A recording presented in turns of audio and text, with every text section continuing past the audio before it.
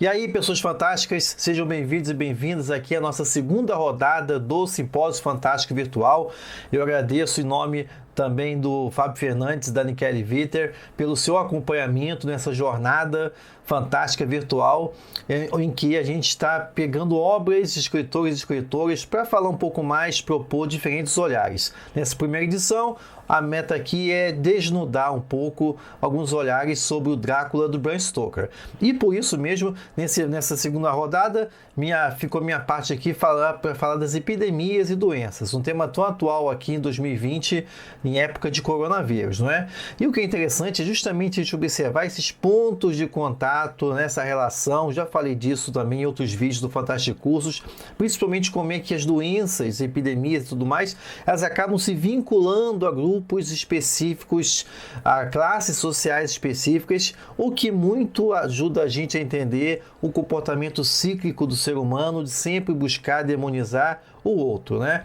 Quando você olha um pouco mais de perto, isso é muito interessante, porque se você olhar as grandes obras do gótico, principalmente as obras responsáveis pela renovação, vamos dizer assim, pela ascensão do gótico na segunda metade do século XIX, os grandes clássicos, que são O Médico e o Monstro, do Robert Louis Stevenson, de 1886, o Retratos de Dorian Gray, de 1891, do Oscar Wilde, e também, no caso Drácula, do Bram Stoker, de 1897, a gente vai ver que são três obras que não foram escritas por ingleses, porque Robert Louis Stevenson é escocês, ao passo que Oscar Wilde e Bram Stoker são irlandeses. E o que isso tem a ver? Isso tem muito a ver porque a gente consegue ver, em uma determinada leitura, a gente consegue ver como é que eles espelham em seus monstros, tá? Tanto no Mr. Hyde, quanto no Dorian Gray, quanto também no Drácula, a leitura que os ingleses faziam em relação a grupos estrangeiros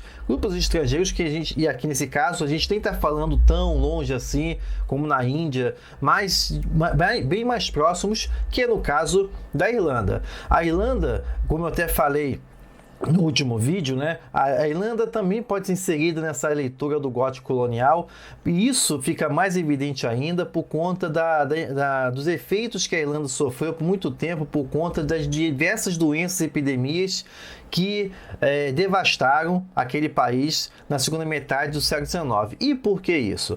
Aqui a gente já passa a entender o seguinte: a gente vai observar ao longo do século XIX que determinadas doenças se vinculavam a situações, a grupos específicos. Isso é muito interessante porque isso vai impactar diretamente a forma como a literatura gótica, no caso Drácula, absorveu essas questões das doenças. Por que isso? Por exemplo, se a gente observar no caso da tuberculose. A tuberculose está presente na história da humanidade desde que o mundo é mundo. Traços de tuberculose já foram encontrados nas múmias egípcias. Mas vai ser século XIX como um todo, que a tuberculose vai encontrar a condição ideal para se tornar uma epidemia. A tuberculose era endêmica entre a população pobre ao ponto de se tornar sinônimo de pobreza, né? Principalmente a partir da segunda metade do século XIX, quando as transformações levadas a cabo pela Revolução Industrial empurraram milhares de famílias do campo para a cidade. O que a gente vai observar foi um inchaço das cidades e a consequente decadência de medidas básicas de higiene, o que acabou fomentando as condições ideais para a disseminação da tuberculose. Então, nesse aspecto, tuberculose, e os jornais da época tratavam bem disso, tuberculose era muito associado à pobreza, né? Às condições higiênicas vividas pela classe trabalhadora. Da mesma forma, se a gente olhar outras doenças, como por exemplo a tifo e a disenteria, também elas muito associadas a grupos específicos, no caso aqui dos irlandeses. Da mesma forma também a cólera. Basta lembrar, e isso é muito interessante porque aponta diretamente para esse preconceito que a gente vivencia nos dias de hoje do coronavírus em relação a grupos específicos. No século XIX, na década de 1840, a Irlanda tinha a maior população da Europa, era cerca cerca de 9 milhões de habitantes. E essa população sofreu um impacto direto de uma praga que acabou devastando as plantações de batata do país. Quando a gente fala dessa segunda metade do século XIX, a gente sempre imagina da Revolução Industrial e tudo mais, mas a verdade é que a Inglaterra sempre explorou a Irlanda no sentido de mantê-la não no nível industrial, mas no nível pré-industrial. A economia da Irlanda era praticamente agrícola e principalmente no caso aí a batata é o principal sustento da economia irlandesa. O que acontece é que na década de 1840, uma praga que veio do Peru acabou devastando as plantações de batata, o que levou a uma fome generalizada na população irlandesa. E aí, a partir daí, com essa degradação do meio de vida, abriu as portas para a disseminação da tifo, da disenteria e também no segundo momento, também da cólera. Nesse ponto daí do tifo da disenteria acabou causando o quê? Eu comentei que o país tinha 9 milhões de habitantes, isso acabou levando à perda de 3 milhões da população irlandesa. Imagine um país de 9 milhões perder 1/3 da população. Foi isso que aconteceu na Irlanda em 1847, na chamada Fome das Batatas, né? Quando 2 milhões de irlandeses morreram por causa da tifo e da disenteria, e 1 milhão acabou sendo forçada a emigrar para a Inglaterra, ou seja, de uma vez só ela perdeu 3 milhões de habitantes, reduzindo a 1/3 da população original de 9 milhões. E ao chegar na Inglaterra, esses mesmos irlandeses acabaram sendo enxergados como agentes de disseminação de doenças, né? Os irlandeses nunca gozaram de boa relação com a Inglaterra, vice-versa, e acabou que os ingleses também, nesse olhar colonial, esse olhar imperialista, acabaram também vinculando os irlandeses com doença, com degradação, empurrando esses mesmos habitantes da Irlanda para viver em condições degradantes nos bairros afastados, né? Juntando também com a tuberculose. E aí é muito interessante a gente observar isso, né? Qual teria sido o impacto dessas doenças, dessa visão do inglês em relação aos irlandeses, aqui nesse caso, sobre o Bram Stoker e o Oscar Wilde enquanto irlandeses? De que forma tanto Dorian Gray como também o Drácula não seriam também uma leitura dessa doença que os ingleses acabam enxergando, né, sobre estrangeiros que vêm de fora? Aí você pode imaginar, mas o Dorian Gray, ele não é estrangeiro. Não, mas ao mesmo tempo a gente vai observar como é que o Dorian Gray, ele desfila pelas ruas londrinas. A degradação dele vem justamente desse contato com as ruas londrinas, não é? Nessas ruas londrinas que está impregnada dessa pobreza doente, ruas espalhadas de decadência moral e decadência física. Isso a gente pode observar, por quê? Porque o Dorian Gray, ele é apresentado como um jovem bem abastado, um jovem de posses, e que a partir daí ele vai se sujar, vamos dizer assim, colocando para fora as suas perversidades, suas amoralidades nas ruas londrinas, né? E esse processo a gente vai observando uma estreita vinculação desses personagens, aí falando dos três novamente, do Hyde, do Dorian Gray e também do Drácula, com o ambiente da Londres. Então a Londres que é a grande capital do Império Britânico, a Londres que é a grande repositória, né, de todas essas pestes, epidemias e tudo mais, né? É na Londres que a gente vai ver o Hyde também se chafurdar, coisas que a gente nunca vê explicitada na obra, mas a gente fica sempre nas entrelinhas o que o Hyde será que está fazendo nas ruas londrinas, né?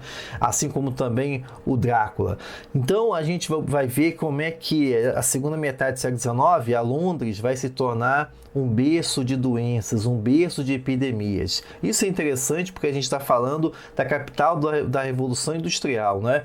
E aí, ou seja, aí a gente vê um paradoxo. Ao mesmo tempo que a gente pode imaginar que a Revolução Industrial vai trazer melhorias para a vida da população, vai trazer desenvolvimento, mas não. O que a gente viu foi a perda de empregos no campo, o que levou as pessoas para a cidade. Na cidade não consegue absorver todo mundo, a cidade inchou e deu e deu no que deu, né? E essa mesma Revolução Industrial, o imperialismo britânico e tudo mais, acabou fazendo também com que outra doença chegasse nas Ilhas Britânicas, que foi a cólera. A cólera veio da Índia e também encontrou as condições ideais devido a essas trocas, né, do Império com a Índia, também encontrou as condições ideais para se disseminar nas ruas londrinas.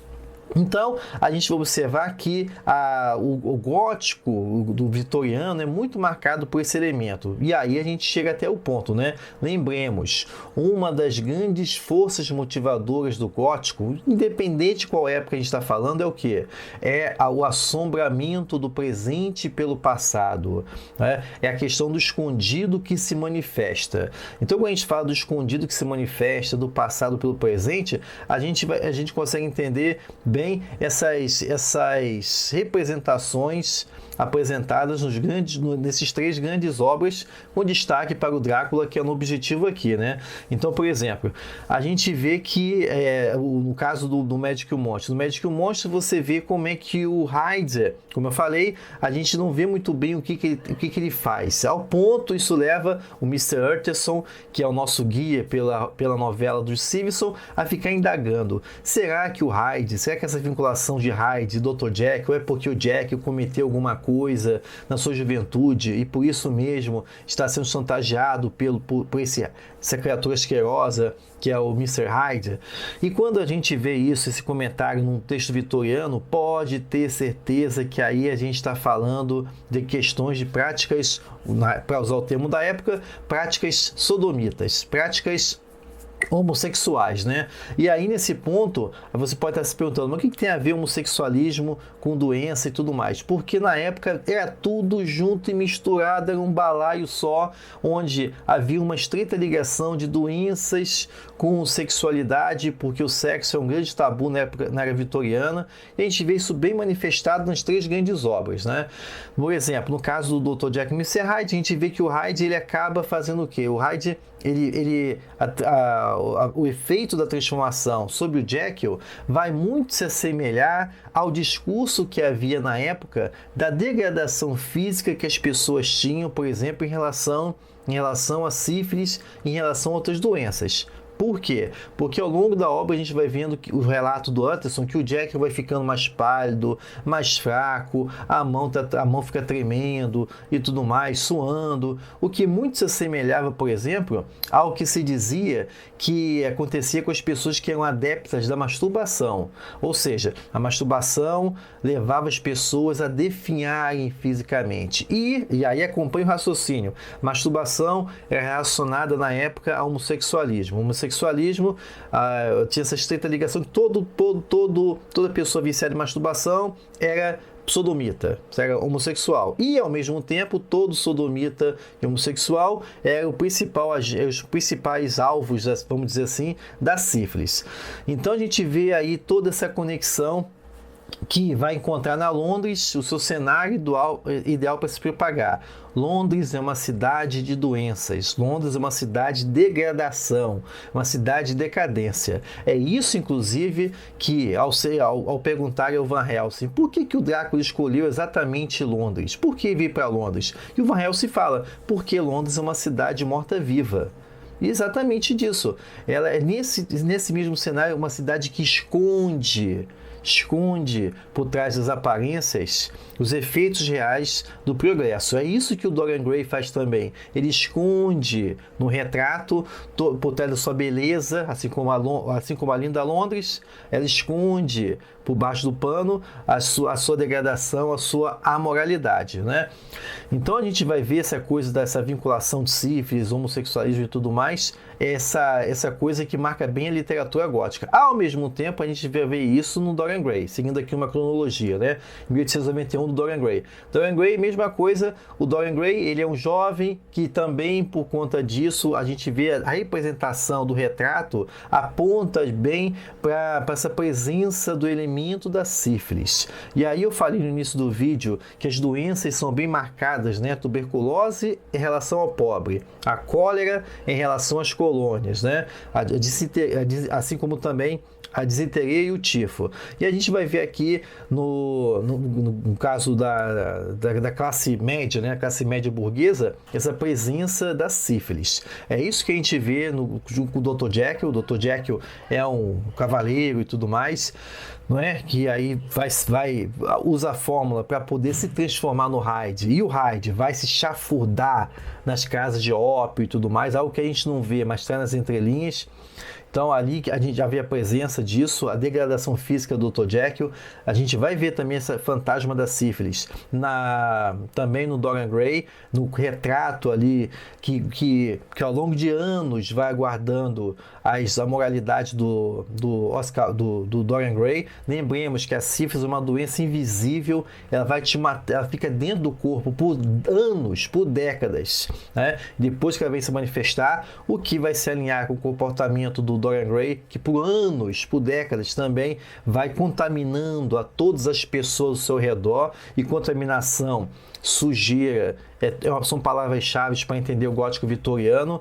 E também a gente vai observar essa mesma coisa no Drácula do Bram Stoker. No Drácula, essa leitura direta, mais uma vez, um irlandês propondo uma leitura de um ser que representa esse medo que os ingleses têm em relação a doenças e epidemias, a mesma doença e epidemias que o próprio Bram Stoker viu o seu povo, o povo irlandês, ser acusado nas Ilhas Britânicas, ser acusado na Inglaterra, né? Então Drácula, quando ele já chega com essa identificação. Vamos lembrar que o vampiro sempre está associado à sujeira, à degradação, desde as lendas europeias, lá no século XVIII, desde os relatos lá feitos nas regiões do leste europeu. Lembremos também que, por exemplo, a gente fala de vampiro, a gente costuma lembrar também de adaptações do cinema. O próprio Nosferatu, a origem do nome Nosferatu já vem do grego Nosophoros, que é o portador da morte, o portador da praga. Tanto que uma das cenas bem marcantes no filme dos anos 20, Nosferatu, do expressionismo alemão, é a presença dos ratos. Porque todos os vampiros têm domínio sobre os seres inferiores. E os ratos são identificados com os portadores da peste e tal. No século XIX ninguém vai lembrar de pulga do rato, né? O povo já culpava o rato direto. Então a gente vai ver bem essa vinculação da praga do rato enquanto portador de praga. Lembremos que no Drácula do Bram Stoker também, quando o Drácula ele é encurralado e se transforma em ratos também, ou seja, ele tem essa capacidade de fazer a decadência do próprio corpo dele, essa involução do corpo dele, que o faz regredir na escala evolucionária, né, que estava na moda, falando do Darwin, né, as ideias da evolução. Isso mostra bem como é que o Drácula consegue capturar todos os debates do seu tempo. O Drácula consegue regredir na escala evolucionária, se transformar em rato, se transformar em névoa, se transformar em lobo, né? Então, e aí essa coisa, essa natureza corrupta dele, ele vai disseminando a sua podridão principalmente entre as mulheres, que são responsáveis pela perpetuação do Império Britânico, né?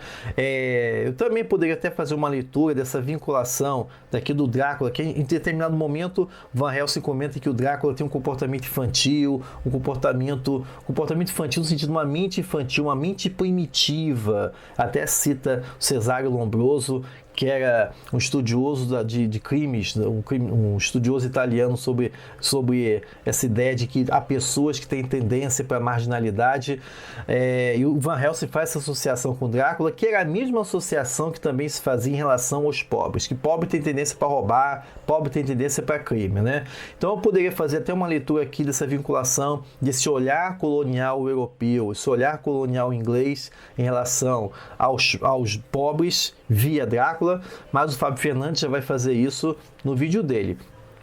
Mas essa questão da vinculação do Drácula com a peste é mais um exemplo disso, né? No caso também o Drácula está vinculado a sífilis, porque lembremos, a sífilis é vinculada a essa questão de transgressão sexual. Isso é algo que eu já comentei no vídeo anterior, né? Essa questão do Drácula enquanto corruptor da sexualidade das mulheres vitorianas, né? Essas mulheres que foram programadas para serem primeiro esposas e depois mães. Então é nesse contexto que a gente vê o Drácula disseminando a sua doença. O sexo, esse é um sexo, Drácula é a incorporação da sífilis, enquanto enquanto um agente da disseminação de um sexo que corrompe. Nesse ponto, uma imagem que eu gosto bastante, até mesmo da adaptação do Drácula de 1992 do Francis Ford Coppola, né?